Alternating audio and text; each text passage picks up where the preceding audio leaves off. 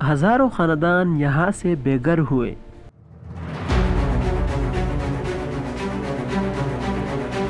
لیکن ایک ہی زمین پر دو قومیں آج بھی جیتی جا رہی ہے۔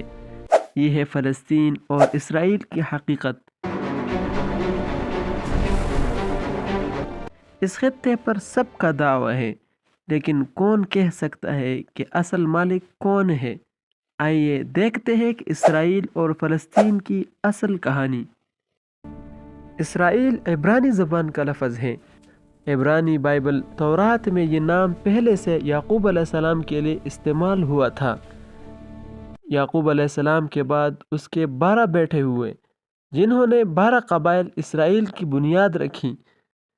اس وقت سے یہ نام یہودی قوم اور ان کے لوگوں کے لیے علامت بن گیا۔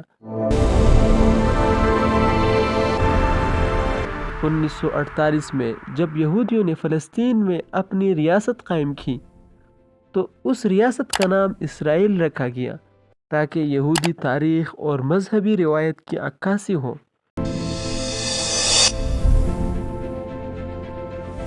دنیا کی سب سے متنازع ریاستیں کہاں سے آئیں؟ کیسے ایک چھوٹا سا خطہ عالمی سیاست کا مرکز بن گیا؟ آج ہم آپ کو لے جا رہے ہیں ہزاروں سال پرانی تاریخ کے سفر پر، ابتدا سے لے کر اسرائیل کے قیام اور موجودہ حالات تک۔ اس علاقے کی تاریخ ہزاروں سال پرانی ہے۔ یہ زمین افریقہ، ایشیا اور یورپ کے سنگم پر واقع ہے، جس کی وجہ سے اسے ہمیشہ اہمیت حاصل رہی۔ یہ علاقہ قدیم کنعان اور فلسطین کے طور پر مشہور تھا، جہاں مختلف قومیں آباد رہیں، جیسے کنعانی، عبرانی اور دیگر قدیم قبائل۔ تقریباً 2000 سال پہلے یہ علاقہ رومی سلطنت کا حصہ بن گیا۔ یہودیوں نے کئی بار بغاوتیں کیں، لیکن رومی حکومت نے انہیں جلاوطن کر دیا۔ اس واقعے کو یہودی جلاوطنی کہا جاتا ہے۔ اس کے بعد یہودی دنیا کے مختلف حصوں میں بکھر گئے، لیکن اپنی آزاد ریاست نہیں تھی۔ 7ویں صدی میں اسلام نے مشرقی وسطی میں قدم رکھا۔ مسلمانوں نے یروشلم کو فتح کیا اور صدیوں تک شہر مسلمانوں کے زیر اقتدار رہا۔ 12ویں صدی میں صلیبی جنگیں آئی اور یروشلم پر عیسائیوں کا قبضہ ہوا، لیکن ایک عظیم مسلمان سپہ سالار سلطان صلاح الدین ایوبی نے صلیبیوں کو شکست دی اور یروشلم واپس لے لیا۔ 1517 عیسوی میں عثمانی سلطنت نے فلسطین پر قبضہ کر لیا۔ یہ علاقہ 4 صدیوں تک امن میں رہا، جہاں مسلمان، عیسائی اور یہودی سب رہتے تھے۔ 19ویں صدی میں یورپ میں یہودیوں کو امتیازی سلوک کا سامنا کرنا پڑا۔ اسی وجہ سے صہیونیت کی تحریک پیدا ہوئی۔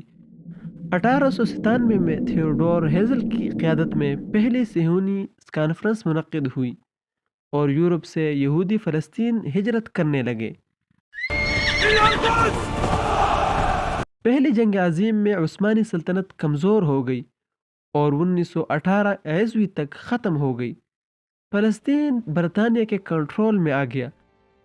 1917 میں بلفور اعلامیہ آیا، جس میں برطانیہ نے فلسطین میں یہودی وطن کے قیام کی حمایت کی۔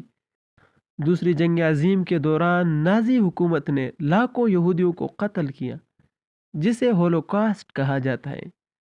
اس کے بعد دنیا میں یہودیوں کے لیے ایک محفوظ وطن کی ضرورت اور بڑھ گئی۔ 1947 عیسوی میں اقوام متحدہ نے فلسطین کو 2 حصوں میں تقسیم کرنے کا فیصلہ کیا، ایک یہودی ریاست اور ایک عرب ریاست۔ 14 مئی 1948 کو یروشلم میں اسرائیل کی ناجائز ریاست کا اعلان ہوا۔ اس کے فوراً بعد عرب ممالک نے اسرائیل کے خلاف جنگ شروع کر دی۔ ناجائز اسرائیلی ریاست کے قیام کے بعد ہزاروں فلسطینی بے گھر ہو گئے، جسے تاریخ میں نکبہ کہا جاتا ہے۔ یہ مہاجرین کیمپوں میں زندگی گزارنے پر مجبور ہو گئے اور مسئلہ آج تک حل نہیں ہو سکا۔ یہ تھی اسرائیل کی تاریخ، ابتدا سے لے کر آج تک۔ یہ خطہ آج بھی عالمی سیاست کا مرکز ہے۔ ہم دعا کرتے ہیں کہ غزہ کے لوگوں کو امن، آزادی اور محفوظ زندگی نصیب ہو اور اس خطہ میں ایسا وقت آئے جب نفرت کی جگہ انصاف اور امن قائم ہو جائے۔